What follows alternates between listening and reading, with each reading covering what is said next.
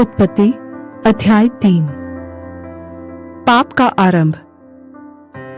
यहोवा परमेश्वर ने जितने जंगली पशु बनाए थे उन सब में सर्प धूर्त था।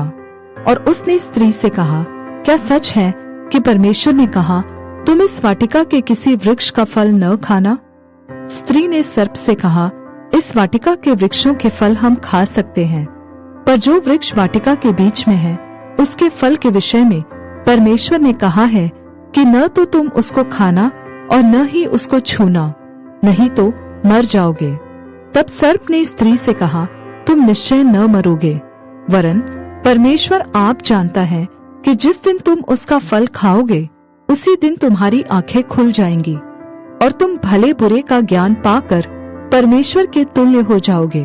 अतः जब स्त्री ने देखा कि उस वृक्ष का फल खाने में अच्छा और देखने में मन भाऊ और बुद्धि देने के लिए चाहने योग्य भी है, तब उसने उसमें से तोड़कर खाया और अपने पति को भी दिया जो उसके साथ था, और उसने भी खाया।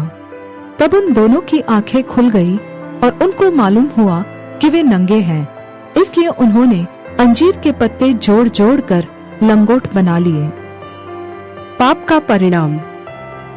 तब यहोवा परमेश्वर जो दिन के ठंडे समय वाटिका में फिरता था, उसका शब्द उनको सुनाई दिया। तब आदम और उसकी पत्नी वाटिका के वृक्षों के बीच यहोवा परमेश्वर से छिप गए।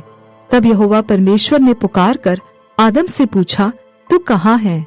उसने कहा, मैं तेरा शब्द वाटिका में सुनकर डर गया, क्योंकि मैं नंगा था, इसलिए छिप गया। यहोवा परमेश्वर ने कहा, किसने तुझे बताया कि तू नंगा है? जिस वृक्ष का फल खाने को मैंने तुझे मना किया था, क्या तूने उसका फल खाया है? आदम ने कहा, जिस स्त्री को तूने मेरे संग रहने को दिया है उसी ने उस वृक्ष का फल मुझे दिया और मैंने खाया। तब यहोवा परमेश्वर ने स्त्री से कहा, तूने यह क्या किया है? स्त्री ने कहा, सर्प ने मुझे बहका दिया, तब मैंने खाया। तब यहोवा परमेश्वर ने सर्प से कहा, तूने जो यह किया है इसलिए तू सब घरेलू पशुओं और सब जंगली पशुओं से अधिक श्रापित है। तू पेट के बल चला करेगा और जीवन भर मिट्टी चाटता रहेगा। और मैं तेरे और इस स्त्री के बीच में और तेरे वंश और इसके वंश के बीच में बैर उत्पन्न करूंगा। वह तेरे सिर को कुचल डालेगा और तू उसकी एड़ी को डसेगा। फिर स्त्री से उसने कहा, मैं तेरी पीड़ा और तेरे गर्भवती होने के दुख को बहुत बढ़ाऊंगा। तू पीड़ित होकर बच्चे उत्पन्न करेगी और तेरी लालसा तेरे पति की ओर होगी और वह तुझ पर प्रभुता करेगा। और आदम से उसने कहा, तूने जो अपनी पत्नी की बात सुनी और जिस वृक्ष के फल के विषय मैंने तुझे आज्ञा दी थी कि तू उसे न खाना, उसको तूने खाया है, इसलिए भूमि तेरे कारण श्रापित है।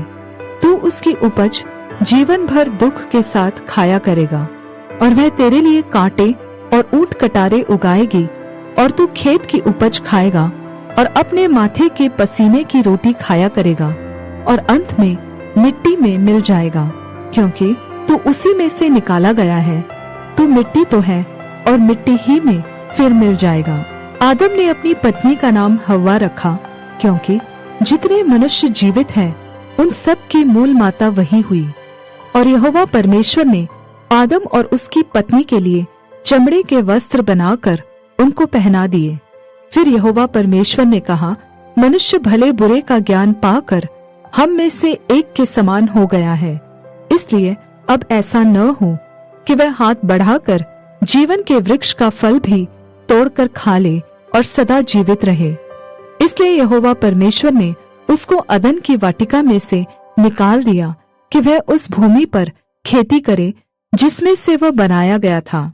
इसलिए आदम को उसने निकाल दिया और जीवन के वृक्ष के मार्ग का पहरा देने के लिए अदन की वाटिका के पूर्व की ओर करूबों को और चारों ओर घूमने वाली अग्निमय तलवार को भी नियुक्त कर दिया।